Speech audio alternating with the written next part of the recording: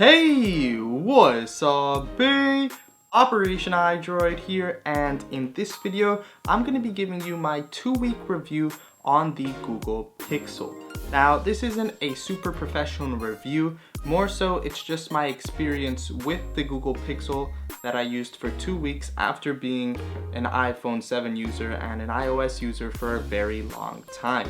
Now, the reason why I initially decided to try out the Google Pixel is because I wanted to try out Android again. I used to be a huge Android user about 2-3 years ago, but I just focused more on iOS for a while, and now I really want to cover both iOS devices and Android devices on my channel. So with the release of the Google Pixel, one of the best Android phones in my opinion, coming out, I thought it was a good time to try it out. So for those that didn't see my original Google Pixel unboxing, this is a Google Pixel XL, very silver 32GB edition.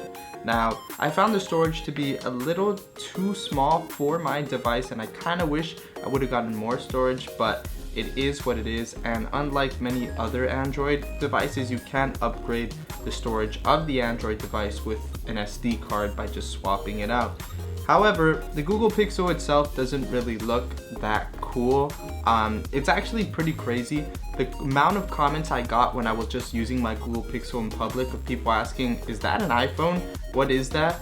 Is crazy. But most people would be like, is that an iPhone? They never associated with an Android phone, which I guess if you're into the iPhone look, then that's something that you could like, but it's a very plain design. There's nothing special about it. The only thing I really like about this design is the fingerprint scanner that you can unlock on the back. The two things that I liked the most out of the Google Pixel was the battery life and the camera. I was able to use my device as I would normally use my iPhone 7 throughout the day and not have to charge it, as opposed to when I used my iPhone 7, I would always have to charge it like in the middle of the day so that it wouldn't die. But the Google Pixel XL lasted me the whole day with just a little bit of percentage left to spare at the end of the day for me to charge it throughout the night and use it throughout the day without ever having to charge it. Now, on the other hand, the camera is just amazing. It has the same standard stuff as the iPhone 7, 4K recording, 1080p 60 frames per second recording, slow motion, which I just loved.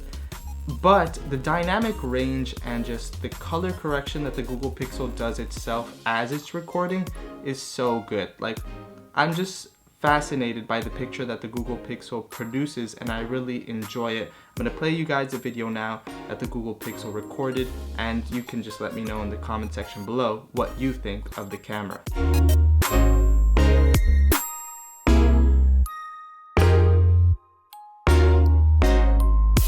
Besides that, I didn't have many issues transferring from iOS software to Android software, as the Android 7.1 Nougat, I think that's what the Google Pixel software is called, is very easy to use and very responsive on the Google Pixel. I don't know how it is on other devices, but it was very smooth. I rarely had any like bugs or crashes or glitches with it, which I really enjoy. The only thing that I ever saw happening was with the cellular device, when I would get calls, sometimes they wouldn't go through and people would tell me I called you, but I would never receive the call. So I'm not sure if that's part of the Google Pixel or if that has to do with my cellular network.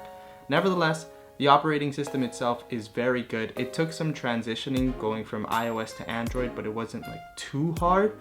And I'm really looking forward to continuing to use the Google Pixel for the foreseeable future. I really liked my iPhone, but switching to Android has been pretty cool. I like the new experience, and it's opening my eyes more to Android and be able to learn it more so I can create videos on it, which I will be creating more Android videos besides the iOS videos that I already make. And to continue to learn more about Android, I am going to root my Google Pixel, get some custom launchers on it as well, so that I can just make the experience of using Android fit to my needs.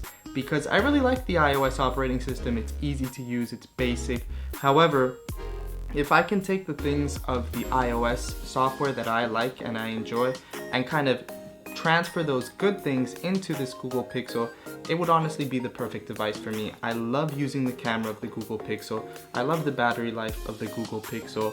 And that's really all I use on my iOS device. So all in all, Google Pixel is a great phone. If you're looking to get an Android phone and you're not on a budget or anything, you want to get the best Android phone out there right now, the Google Pixel is the way to go. If you can get the XL and you don't mind the size, I highly recommend it. I've never used a big phone like the XL. I would always use like the normal size iPhone 7 or the iPhone SE, but this is my first big phone. This is almost the same size as like an iPhone 7 Plus, and it's not that bad. I like the big screen for different things. It's kind of hard to like reach around sometimes, but it's definitely manageable, and because of the bigger battery on the device, it's definitely worth it. And of course the screen is much better as well, so if you're watching videos and whatnot, it's cool too. So like I was saying, if you don't have a budget and you just want to get the best Android device on the market as of the release of this video, Google Pixel XL is the way to go.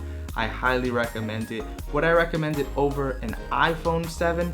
That's up to you to decide. It really just depends on what phone you're more comfortable with and what software you're more comfortable with, because I can see how some people have trouble using Android as opposed to iOS, which is a little easier to use in my opinion. But with all that being said, I hope you enjoyed this review or my experience with the Google Pixel. I've really been loving it, and I would love to know what you all have to say in the comment section below, so definitely leave some comments.